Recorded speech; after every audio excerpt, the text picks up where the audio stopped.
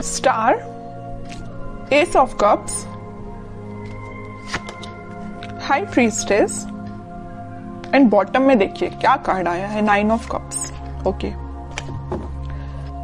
काफी लोग मुझे अपने हायर सेल्फ से कनेक्ट होते हुए मुझे दिख रहे हैं यहाँ पे।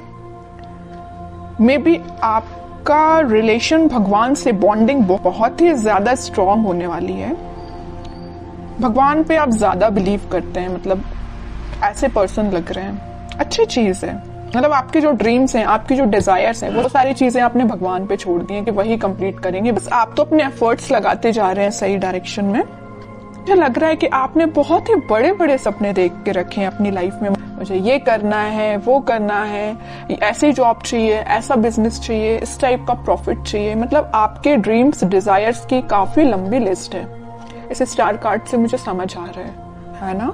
बट अच्छी चीज है कि आपने एटलीस्ट सोचा। तो कई लोग तो अपना लिस्ट ही नहीं बना पाते कि उनको अपनी लाइफ में करना क्या है। बट आपका माइंड एकदम फोकस्ड है, आपको पता है कि क्या करना है। और आप अपनी लाइफ में कोई तो भी न्यू बिगनिंग का वेट कर रहे हैं। अपनी प्रोफेशनल लाइफ में, बिजनेस में आप इस वीक में कुछ प्रॉफिट देख सकते हैं या कुछ नए सिरे से स्टार्ट कर सकते हैं। ये भी आपको कुछ ऐसे आइडियाज आए हैं आपके माइंड में जो आपको ग्रोथ और प्रॉस्पेरिटी के साइड लेके जा रहे हैं। ठीक है, और मैं आपको स्टार्टिंग ऑफ द रीडिंग में बता ही चुकी हूँ कि आप जो भी काम करेंगे सबसे पहले भगवान को डेडिकेट करेंगे। फिर चाहे आप बिजनेस से रिलेटेड कोई डील करते हैं या अपने एजुकेशन से रिलेटेड आप पढ़ाई स्टार्ट करते हैं या कोई एग्जाम भी दे रहे हैं, तो सबसे पहले आप भगवान को डेडिकेट करेंगे। ये अच्छी चीज है।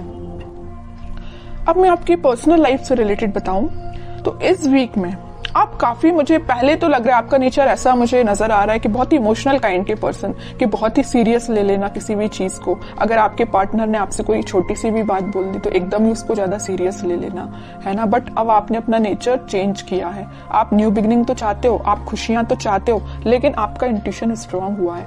आपको पता है कि सारी चीजें सब्र से ही मिलती है। पेशेंस रखा जाए लाइफ में तभी सारी चीजें आपको मिलती हैं। आपकी लव लाइफ में इस वीक में कोई तो भी न्यू बिगनिंग हो सकती है या आपके पार्टनर से आप रिकनेक्ट हो सकते हैं।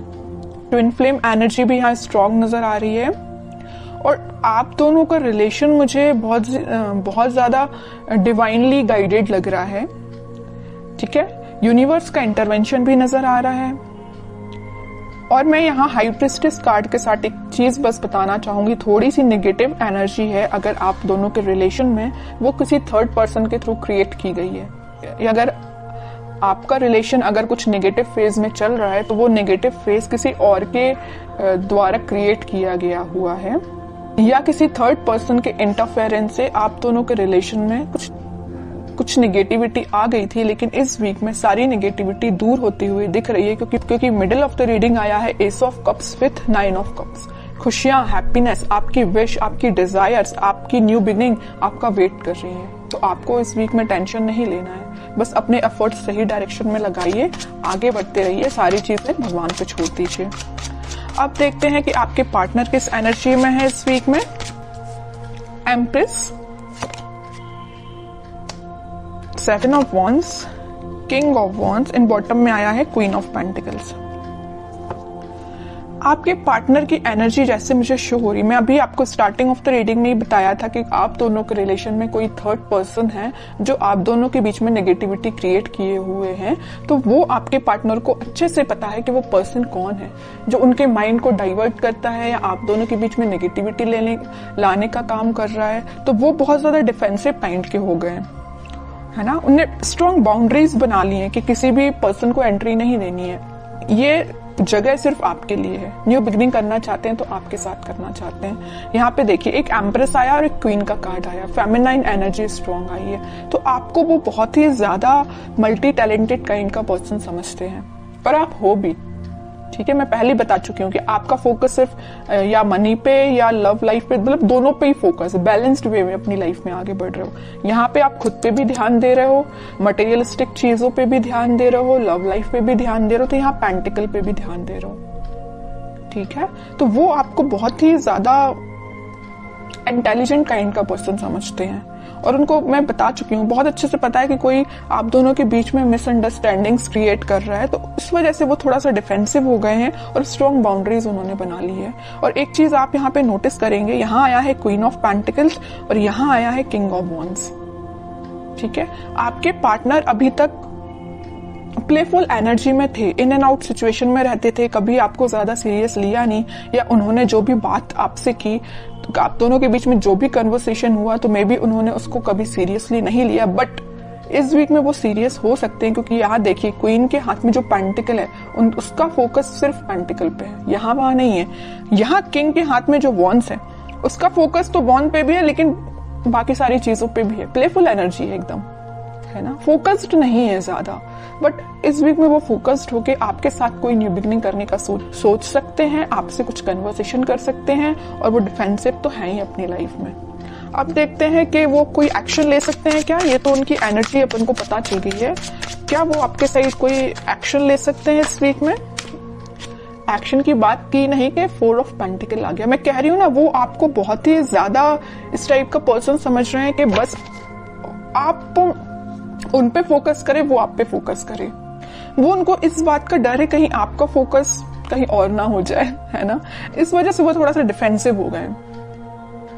ये देख रहे हो ना, पेंटिकल एक सर पे रखा हुआ, एक हाथ में पकड़े हुए, एक दोनों पैर के नीचे है। मतलब अपने पेंटिकल को इतना सिक्योर करके रखे हुए है ना कि कोई पर्सन आके इनको डिस्टर्ब नहीं कर सकता है। तो ये पेंटिकल की जगह आप हो, आपको उन्होंने इतना ज्यादा पकड़ के रख लिया है ना अपने थॉट्स में कि वो सोच रहे हैं कि बस आप उनके थॉट्स से नहीं जाना चाहिए, आप उनकी लाइफ से नहीं जाना चाहिए।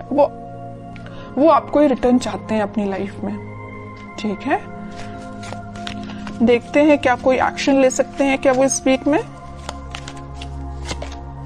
व्हील ऑफ फॉर्च्यून, थोड़ा सा पेशेंस रखना पड़ेगा आपको, मैनिफेस्ट करना पड़ेगी पॉजिटिव चीजें। थोड़ी सी मैं कह ही रही हूँ, पेशेंस रखना पड़ेगा। अगर सिचुएशन अभी स्टक चल रही है ना, तो वो डिवाइन टाइमिंग पे ही वर्क करेंगी। आप बस पॉजिटिव रहिए, मैनिफेस्ट करिए, प्रेयर्स कर सकते हैं। मैं बता चुकी हूँ स्टार्टिंग में कि कुछ लोग यहाँ पे बहुत ज्यादा भगवान से कनेक्टेड लग रहे हैं, तो लास्ट में यही कार्ड निकल के आया है कि आप अपना इंट्यूशन स्ट्रांग करिए, भगवान से कनेक्शन बनाइए। जितना आप उनसे कनेक्शन बनाएंगे, जितना आप मैनिफेस्ट करेंगे, उतनी डिवाइन टाइमिंग आपकी जल्दी आएगी। ये जो स्टक सिचुएशन है ना, वो भी वर्कआउट होगी।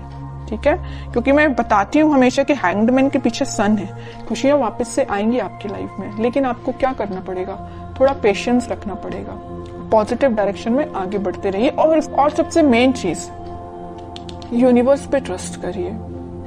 ठीक है, वही आपकी डिवाइन टाइमिंग लेके आएंगे। अब देखते हैं कि आपको क्या गाइडेंस फॉलो करना है। आपके लिए सिंपल सा गाइडेंस यही आया है, जैसे कि आपके पार्टनर यहाँ डिफेंसिव बन गए हैं ना, नेगेटिव लोगों को एंट्री देना उन्होंने बंद कर दिया है, उनकी लाइफ में अगर कोई एंट्री लेगा तो सिर्फ आप ही हो। ऐसे आपकी जो रिस्पॉन्सिबिलिटीज हैं, आप उन पे ध्यान दीजिए, बजाय किसी थर्ड पर्सन के थॉट्स पे ध्यान देने के।